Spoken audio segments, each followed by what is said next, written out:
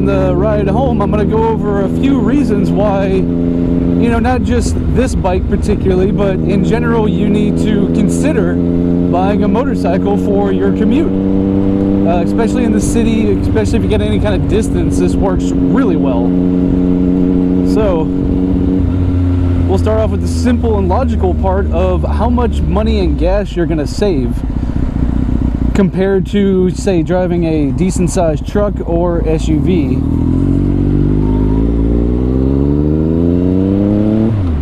So this particular bike gets about 48 miles to the gallon. My truck gets 15. So already you're going to save, I mean, you're using a quarter of the gas that you normally would.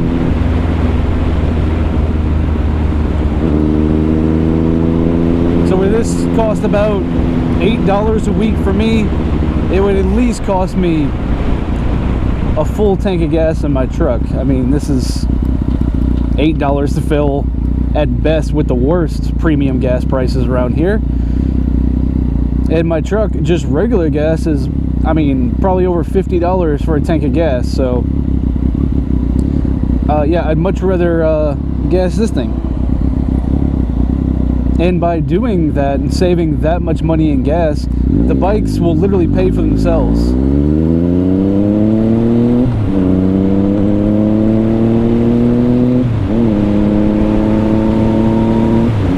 I mean, really, when it comes to the end of the month, I save more money in gas than my entire bike note and insurance and gas. So essentially, for what I would normally spend driving my truck, I basically get a free bike and a little extra cash compared to what I would normally spend. So by no means do I complain, because this basically gets paid for just out of the gas money.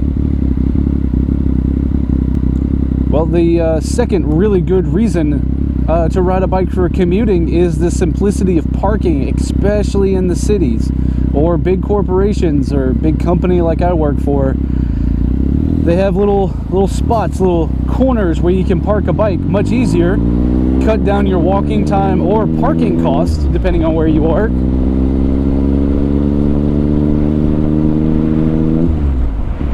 Really kind of makes it ideal.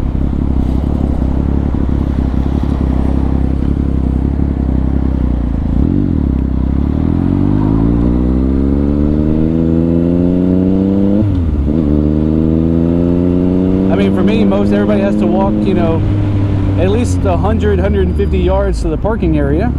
Where me, I literally walk, you know, 20 yards to where I park, so.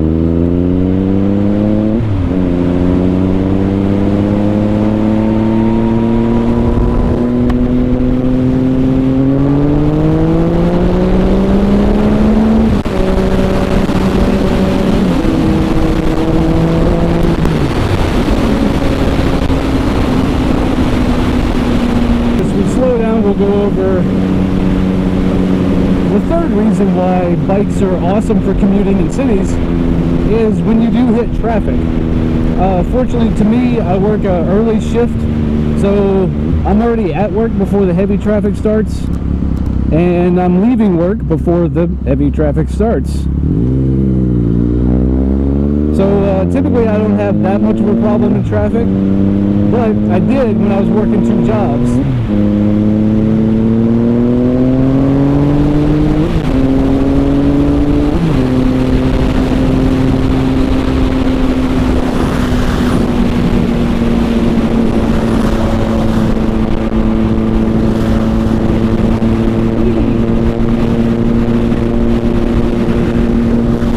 But now, if there's heavy traffic in the city, I can lane split, cut through traffic, or, you know, just do something else.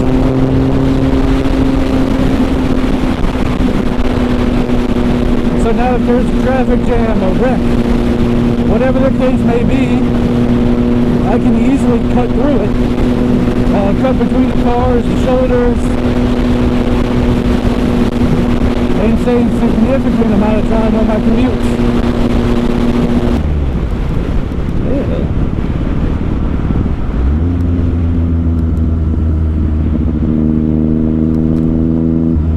take it from me, if you're going to lane split, please do it safely.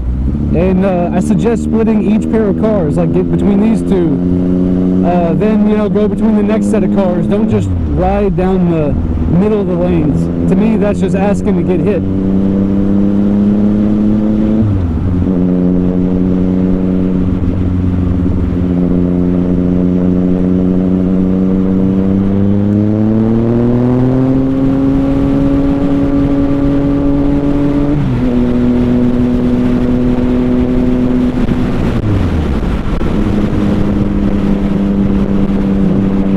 But basically, you know, when you're doing lane splitting outside of the norm, I try to only do it when traffic is like 30 miles an hour or less.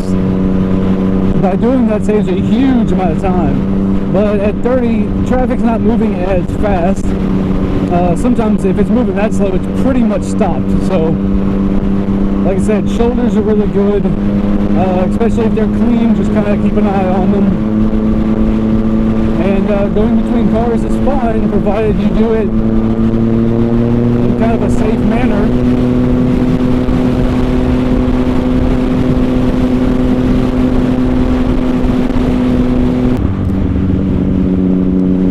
Alright, so this is how you basically do lane splitting kind of sort of safely. Cut between the cars, and then kind of get in the lane. Cut between the cars, get back in the lane.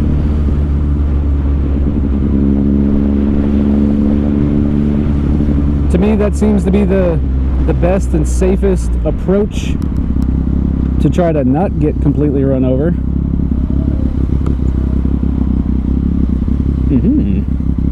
This is fun. Whee! So this way, you know, see traffic jam for whatever reason, and if you just go slow, keep an eye on the cars, nobody really gives you too much problems. You just can't go too much faster than everybody else, because that's when it becomes a problem.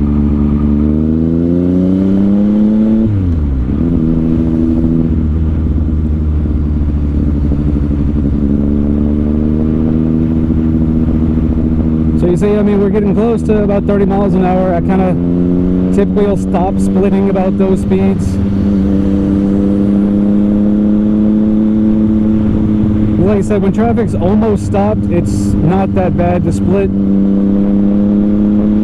But when, you know, we have speed limit 60 and traffic's doing 50, just stick with the traffic.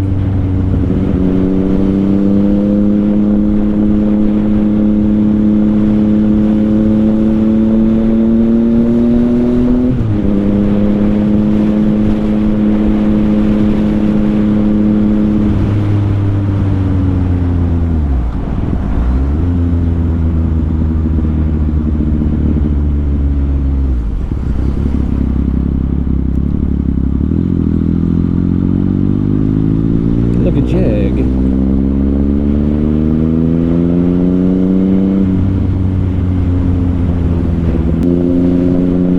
Yeah, and typically this road isn't really this slow, so typically I don't have to lane split. But as you can see, it is saving me significant time being able to.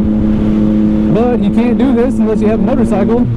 So yeah, there's that. Like I said, tremendous reason to get a bike. The ability to lane split and go around traffic. And like I said, if you're doing it slow and respectfully with other cars, typically you don't have any problems. But, you know, I try not to just do it right in front of police, but they have seen me do it and typically don't say much. Provided you do it safely. If you don't do it safely, well, you're just asking for trouble.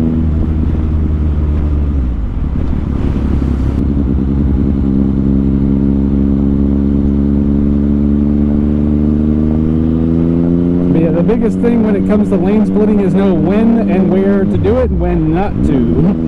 Like those two trucks are a little too close.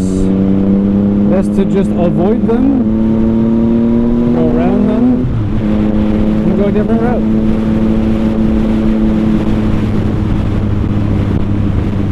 Better safe than sorry. I will avoid a wreck and you know, cost a few minutes. It's fine.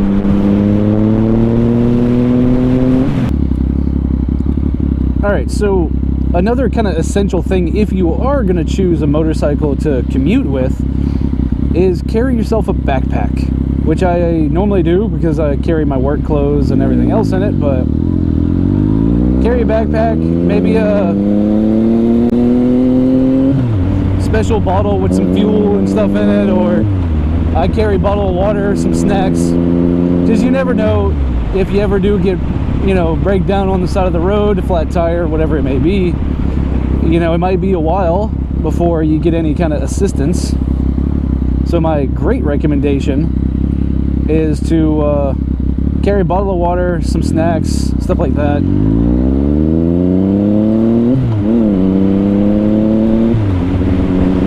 Some people even carry, you know, toolkit, stuff like that, which I'm not completely against, but that does add to the weight.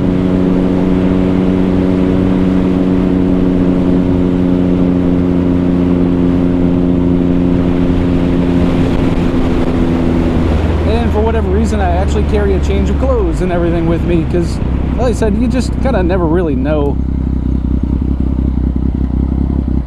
Chargers for, you know, phones and stuff like that, you know.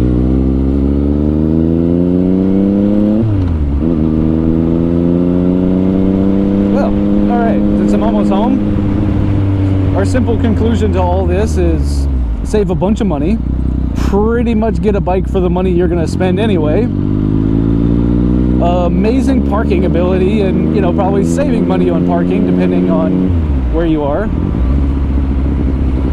and then of course, you know, the ability to lane split and kind of avoid some of the major traffic. I don't know, with all three of those, I mean, just simple three things that's worth having a bike over. You're never too young to get on a bike. So